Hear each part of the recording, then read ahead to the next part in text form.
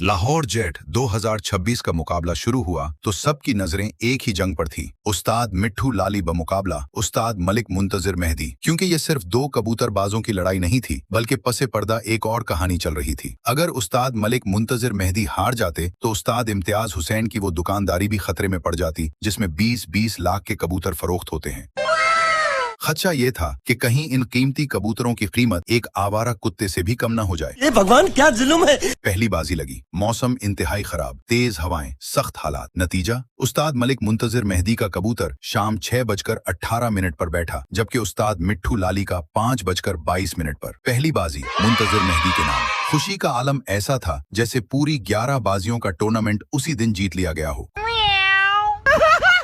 कुछ लोगों के चेहरे ऐसे खुल रहे थे जैसे वर्ल्ड कप उठा लिया हो। फिर दूसरी बाजी लगी। इस बार भी खराब मौसम ने मुंतजिर मेहदी के कबूतरों का साथ दिया और वो दोबारा जीत गए। स्कोर 2-0। अब माहौल ऐसा था जैसे मिट्ठू लाली को शायद घर वापस भेजने की तैयारियां शुरू हो चुकी हों। लेकिन फिर मौसम ने करवट ली। तीसरी बाजी में मिट्ठू लाली ने जबरदस्त वापसी की और चौथी बाजी के बाद स्कोर 3-1 हो गया। पांचवें बाजी में मौसम नॉर्मल था और यहाँ वो चीज सामने आई जिससे कुछ लोगों की टांगे कांपना शुरू हो गई।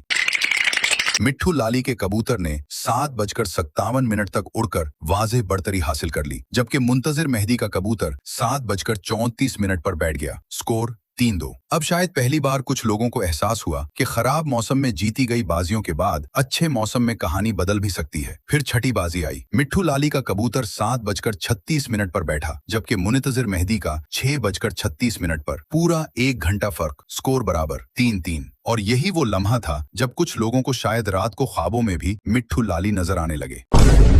अभी 11 में से सिर्फ 6 बाजियों का नतीजा आया था। 5 बाजियों का फैसला बाकी था। टूर्नामेंट अपनी सबसे दिलचस्प पोजीशन पर खड़ा था, लेकिन फिर अचानक एक नया बाब खुल गया। कहा गया कि सोशल मीडिया पर किसी शख्स ने उस्ताद इम्तियाज हुसैन को गालियां दी हैं। उस शख्स को लाकर पेश किया जाए वरना बाजी बंद।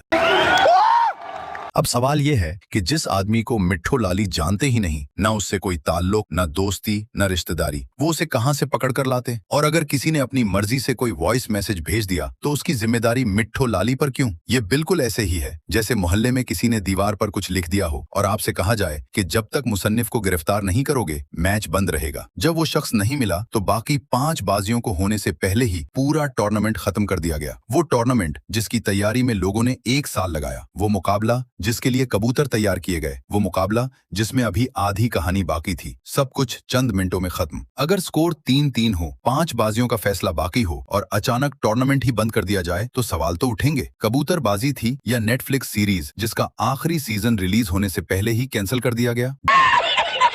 जो भी हो, एक बात जरूर साबित हुई, लाहौर जेट 2026 में कबूतरों से ज्यादा परवाज, इल्जामात, बहानों और तनाज़ात ने की। और अगर वाकई मुकाबला यही चलता रहता तो शायद फैसला कबूतरों ने करना था।